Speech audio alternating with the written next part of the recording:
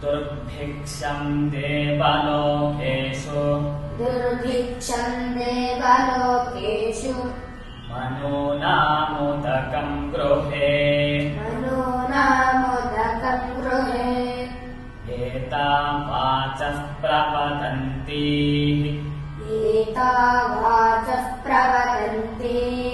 वैद्युतो यान्ति शैशिरीः ता अग्निः पवमाना अन्वैक्षत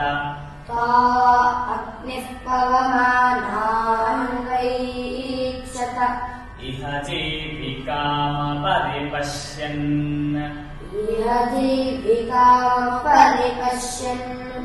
तस्यैषा भवति इहेह वस्वतपसः मरुतः सूर्यत्वचः शर्म सप्रथा आवृणे